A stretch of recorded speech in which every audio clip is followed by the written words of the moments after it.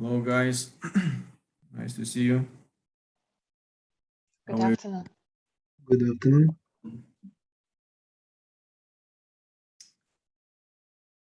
So, last time we started to discuss the mechanism for energy transfer, and we mentioned about considered in details heat conduction. So when we have some material, two surfaces with different temperatures, and because of gradient of temperature, we have some energy transfer from hot to cold side of this block of material, of this sample. Another mechanism which we should mention about is convection, and that happens when we have liquid or gas, when this there is a possibility of some circulation of this material, and taking the fact that hotter areas possess lower densities than colder, they will go up, heavier will go down, so hotter will go up and heavier, colder areas will go down, and that will create certain circulation of matter inside this volume. It could be either liquid or gas. Keep in mind that that's in addition, that comes on top of thermal conductivity, because we still have thermal conductivity between hot and cold surfaces. But on top of that, we have additional mechanism, which is convection, and that works only in the presence of gravity. So if there is no gravity, no convection, because there is no difference in weight of cold and hot area, like parts of the medium, and that's why convection doesn't happen. So far, we considered two mechanisms of energy transfer, which use the medium, some material, in order to happen. So for thermal conduction, we need material to conduct heat. For convection, we need material, gas or liquid, to organize a circular motion. However, what if we don't have any material and we have just two surfaces, let's say hot and cold surface, and in between there is nothing, it's empty space. There is a mechanism which provides an opportunity for energy transfer in this case. Any suggestions what type of energy transfer that could be?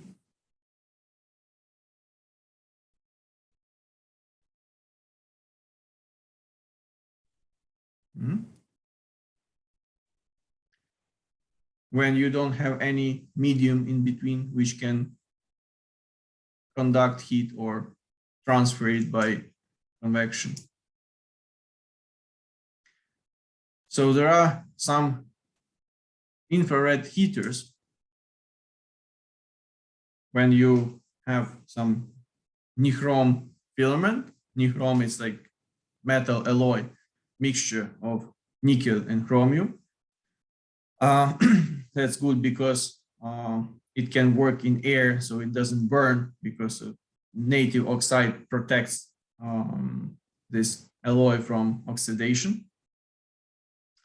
You can run current through such a filament, and it will heat up to very high temperatures, like maybe 700, 800 degrees Celsius. So there are such elements, working elements in these infrared heaters. When you turn them on, you immediately feel this heat, which is transferred by radiation, by infrared rays. So radiation is a mechanism which can realize heat transfer between cold and hot surfaces without involving any matter, because these electromagnetic waves, they can spread in vacuum, in free space, without need of any material to fill this space.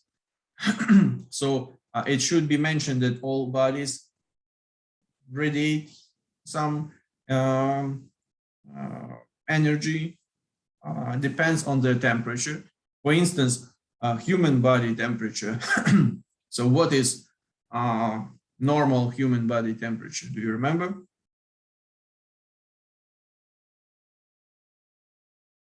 36.6. Oh, 36.6, you're right. And that means that usually this temperature is higher than the background temperature because we usually have lower temperatures than 36 degrees.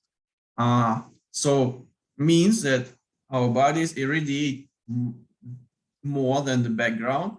And when we have some special infrared vision technology, which allows to see in this infrared range, we can see the contrast between the body and the environment, or like its human body or some other living organisms with hot blood living organisms.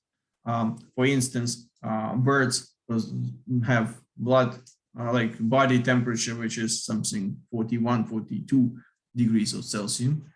They have quite fast metabolism and their body temperature is much higher, which we would probably already be dead with such high temperature of body, but they feel quite good. So based on that, we can identify presence of some hotter objects in the environment. And if body possess much higher temperature, then we may not even use to any technology to detect its radiation, because if temperature increases, the spectral range of this radiation also shifts toward shorter wavelengths. So starting at around 500 degrees Celsius, if you heat up metal to this temperature, so when you start to see some faint dark reddish radiation of the surface, that means that its temperature is about 500 degrees Celsius. So better don't touch it for sure. So then the radiation, the temperature is so high that this radiation starts to be observed. Part of this radiation is emitted in visible red spectral range. So if we increase temperature further, for instance, we have some light bulb where we have wolfram filament. So melting point of wolfram is over like 3,200 degrees Celsius. But this light bulbs, they don't work at so high temperatures because the filament would be melted or damaged quite fast. So the working temperature is 1,300 degrees Celsius, and still it's so hot that we perceive this radiation as already not reddish, but kind of whitish light, because we shift the maximum of this radiation of the body towards shorter wavelengths, and that's why it's more like closer to the covers bigger part of a visible spectral range. That's why it's good to use for illumination in order to like see in the dark. So we probably will some file.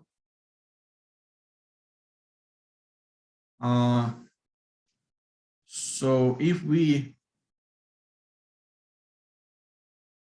proceed further, we will maybe write down this equation for the radiation of absolutely black body. So there is a model system for thermal radiation, and after that we will finish with the discussion of mechanisms of energy transfer and start with the kinetic theory of gases. So we will find the relationship between macroscopic state parameters and some microscopic parameters, which are kinetic parameters of individual molecules, which form this ideal gas. Okay, let me switch to the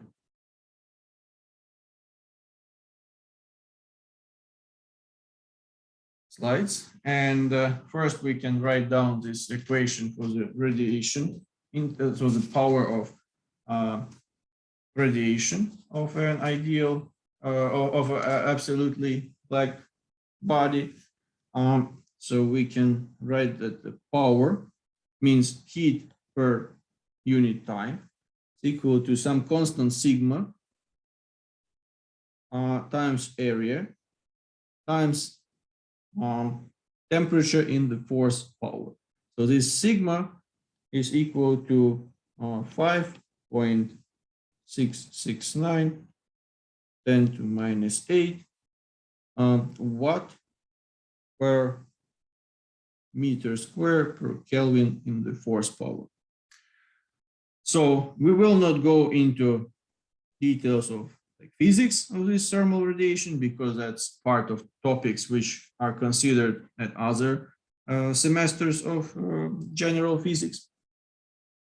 But here we can specify that, first of all, you see that power increases with temperature as a in the power of 4, which means we have really very strong dependence of temperature, of intensity of this thermal radiation. And if we have not absolutely black body, so definition of absolutely black body is that body which can absorb any wavelengths, like light, like electromagnetic signal with any wavelengths. Obviously, it's some mathematical model and some idealistic approximation. However, there is another factor here which we can add. There is also some coefficient E, which is called emissivity of the surface of object. And this emissivity for absolutely black body, E is equal to unity. So means that since absolutely black body can absorb all wavelengths, it means that it can also emit all wavelengths. There is a rule that the surface can emit, like radiate, only in that spectral range where it can absorb. So obviously, absolutely black body can emit in all wavelengths, all spectral range, but real bodies, it depends on their properties. Their emissivity will be always smaller than unity. So since real bodies can emit, like absorb and emit only in some limited spectral ranges, the power which will be radiated at given the same temperature will be lower as we would get, for instance, for absolutely black body. That's why we have this emissivity coefficient here, which is always smaller for than unity for real bodies. And also, let's say if we have, for instance, black surface and white surface, obviously black surface will, at the same temperatures they stay, that black surface will radiate more power. Thermal radiation will be more intensive because this emissivity coefficient will be higher for black surface. So with this, we are done with the discussion of mechanism of energy transfer, and we can start with the kinetic theory of ideal gas. So, as I mentioned, so far we were discussing only macroscopic variables, like variable parameters, state parameters, for instance, that's a pressure, a temperature, and volume. But it's interesting how we can find a relationship between these macroscopic parameters and microscopic parameters of the molecules which are moving in this ideal gas. So in order to start our consideration, we need to first set certain definitions of our system, which we will use in our derivation. First of all, we have large number of molecules in the container, which the number of molecules which form ideal gas.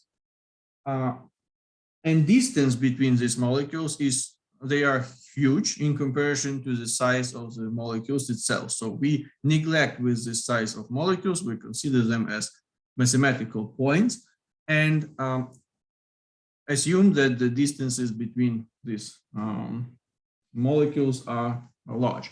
There is no interaction between molecules of ideal gas besides collisions. And also all molecules, like their motion, obey Newton's law of motion, and they randomly move in all directions. So all molecules can move in all directions with equal probability. When a molecule hits the wall of the container, it interacts, like collides elastically with the wall. So that we should take into consideration in our derivation. And we consider pure gas, so no impurities, so all molecules are identical.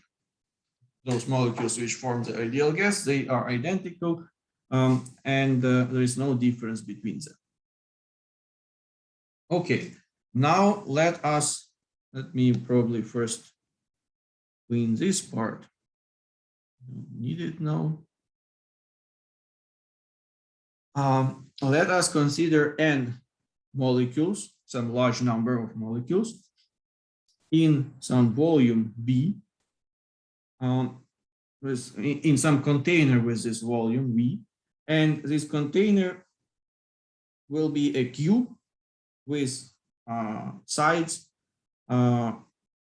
D. So let us draw here some system of coordinates. And here will be our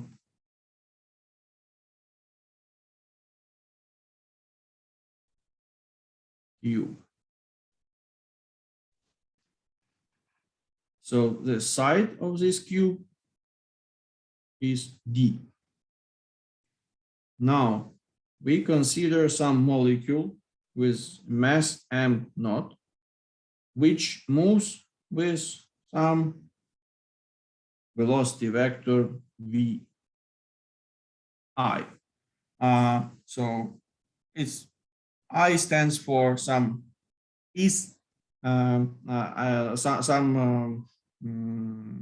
given molecule, one of many. So first of all, let's x, y,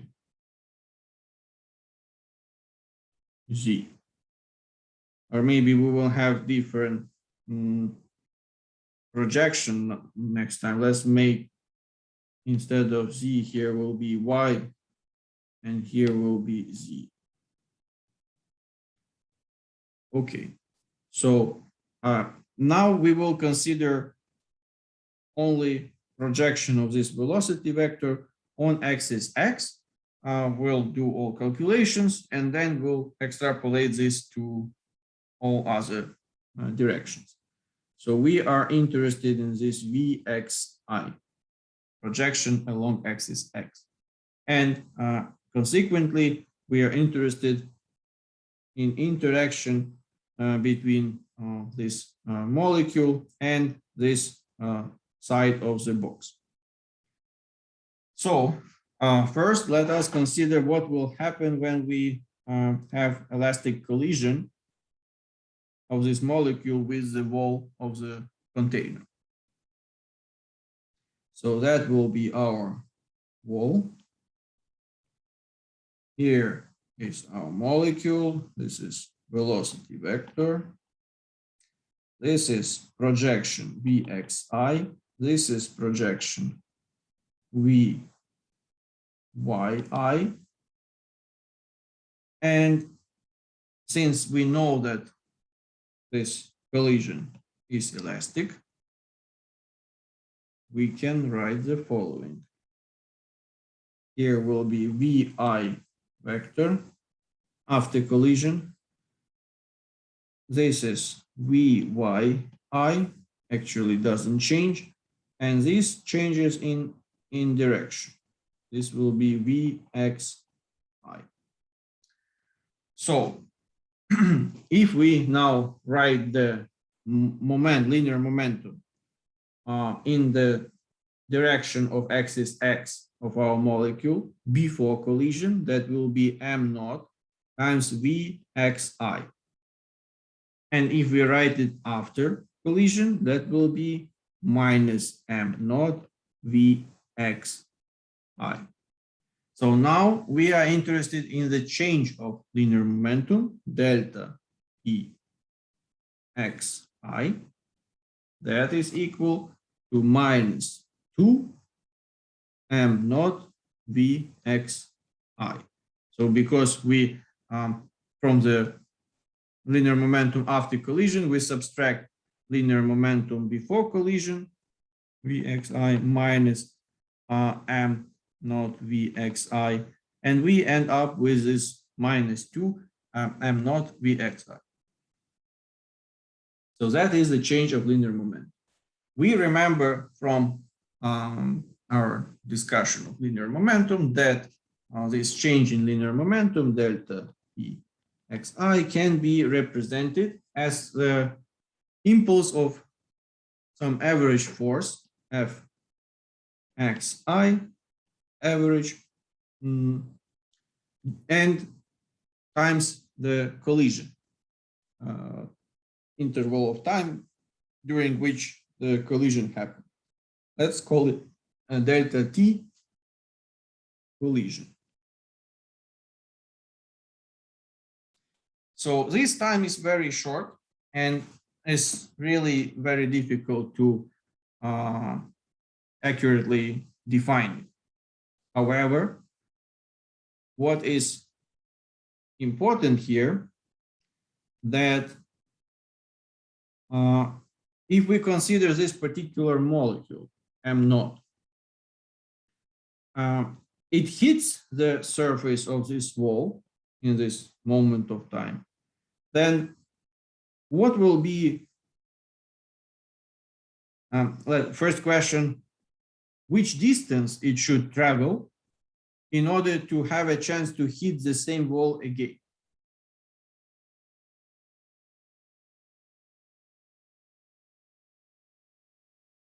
So it reflected from the wall, and it has to go first in this direction from right to left to hit the other wall, then reflect from the other wall and come back to the first wall, this one. So means that it has to travel distance 2d. So before it travels this distance 2d, it doesn't have a chance to hit the surface again. If we now calculate interval of time delta t, which will take molecule to travel this distance 2d along axis x, that will be 2d divided by Vxi. So that is the interval of time during which our molecule can hit the surface, the first surface which we consider, only once. And that means that we can average this force not by the time of collision, but actually by this time interval. And this time interval will be very small because, sorry, it will be much larger than this small interval of time of collision, because it takes some time for molecule to travel from one side to another and back. So that will be way more accurate approach to determine this time interval. And we know that during this time interval, there is only one collision with a given wall. So that's why let's write Fi average to distinguish from this first average force times delta T, already this time interval which takes molecule to travel distance 2d, and that will be equal to minus 2 m naught Vxi. So Fi now is the average force in the interval of delta T. So now we know the expression of delta T, so we can write that Fi average is equal to minus 2 m naught Vxi divided by delta T. And now instead of delta T in the denominator, we will substitute its expression. So that will lead us to the following equation: 2m naught Vxi divided by 2d and times Vxi. So we cancel out these 2 and Vxi will be in squared. So it will, oh, here I forgot minus m naught Vxi squared divided by d. So that is expression for the average force which acts on the molecule during the time interval 2d divided by Vxi, and that time interval defines time interval during which the molecule can interact with a given surface of the container only once. So now, if we apply third law of motion, because we want to find the relationship with this mass of molecule and its speed with the pressure. Means the pressure is some force per unit area which is exerted by ideal gas on the wall of the container. So in that case, we don't need to deal with force which acts on the molecule. We want to deal with the force which molecule exerts on the container. And according to the third law of motion, this average force Fi, we can write here wall on wall. That will be minus Fi average, and that will be m naught Vxi squared divided by d. Okay, so that we keep in mind. We can write this on the next slide and proceed further. So Fi average, let us consider that this is already force exerted by molecule on the wall. That will be equal to m naught Vxi squared divided by d. So now we want to go from a single molecule to the whole number of molecules which form the ideal gas and comprised in this container. So we want to get some average force which acts like exerted on the side of the container from the ideal gas. And that will be F average equal to the sum I equals unity from unity to n, total number of molecules, m naught Vxi squared divided by d. So since we have identical molecules and d doesn't change, it's defined by the container. So we can take them out from this sum I unity to n Vxi squared. Okay, so the thing is that we have random motion, and we cannot know exact projection of velocity vector on axis x for each molecule. So for that reason, we want to have some average Vx square. So this average Vx square should be equal to the sum from I to unity to n Vxi square divided by total number of molecules n. From here, this sum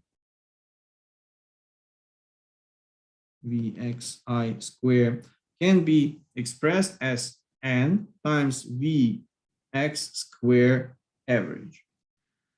So now we substitute this instead of the sum, and we get the equation m naught divided by d times n Vx square average.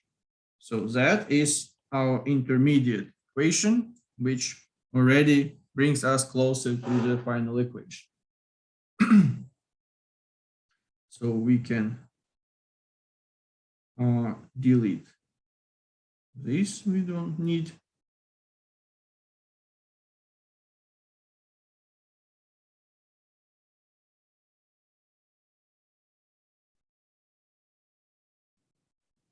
And now we have different directions, not only Vx.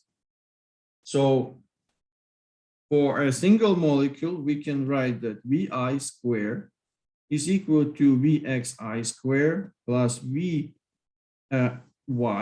square plus Vzi square. The same we can write also for the average of this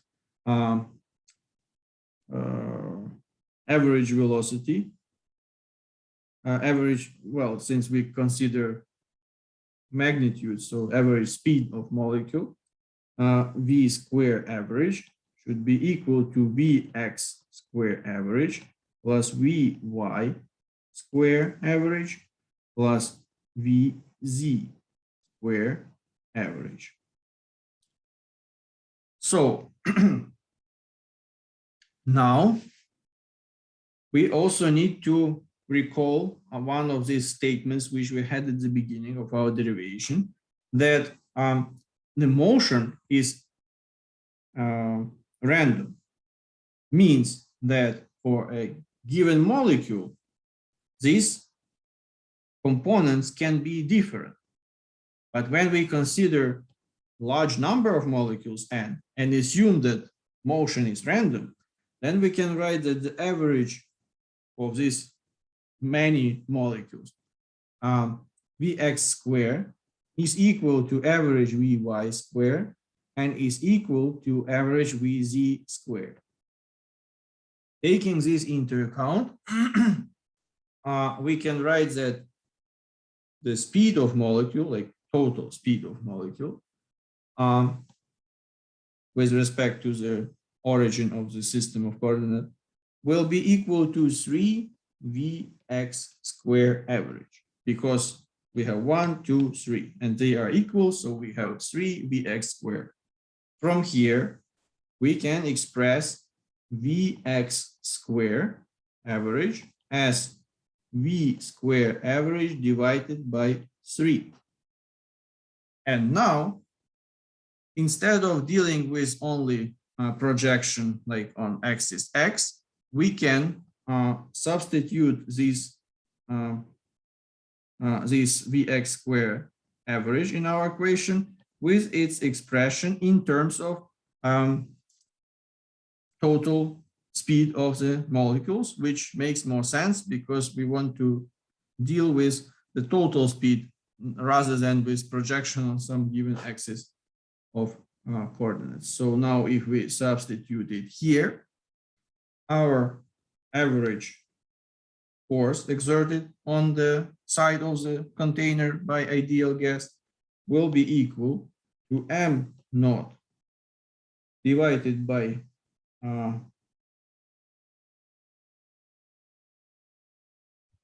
3D. Actually, yeah, but maybe we can write it a bit in different form. So will be 1/3, because later we want to have this coefficient in front, times n times m naught v square average divided by d. Okay, we rearrange it a little bit, but it will be more convenient.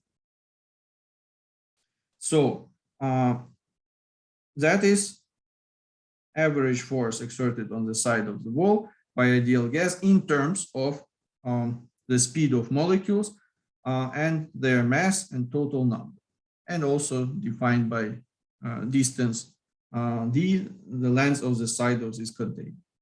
So now we want to go from the force to the pressure, and we can express pressure as average force divided by area. In our case, area is d times t, so it will be d squared because it's a cube. So we will have 1/3 times total number of molecules times m naught v square average divided by d cube. And d cube is nothing else as the volume of our container. So let me write it on the next slide. Will be pressure already will be 1/3 times n divided by v, because we have this d cube in the denominator, times mv square average. Now it's almost final form, but can be convenient to a little bit modify it. So what we do for that, we multiply and divide by 2. So in that case, we get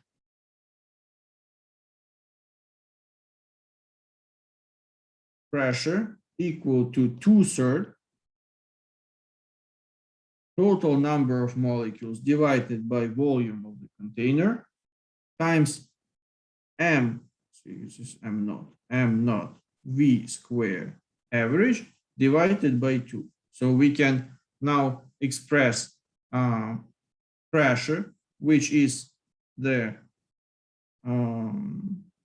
macroscopic state variable of ideal gas, in terms of microscopic parameter, which is kinetic energy of a single molecule times total number of molecules and divided by volume of the container. So this is our final equation, which gives us a relationship between P and kinetic energy of molecules.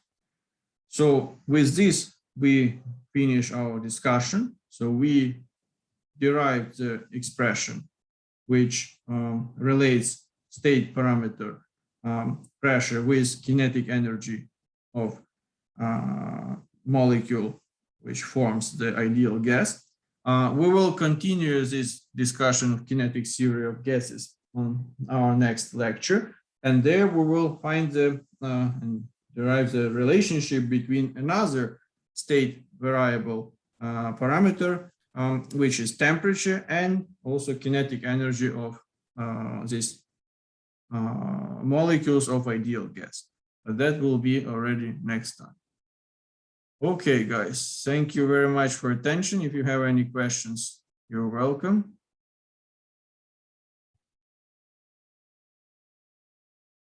So we will finish this kinetic theory of ideal gas next lecture and proceed further with other aspects of molecular and physics and thermodynamics.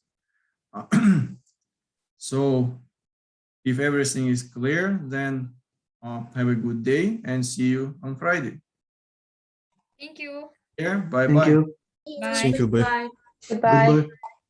Mhm.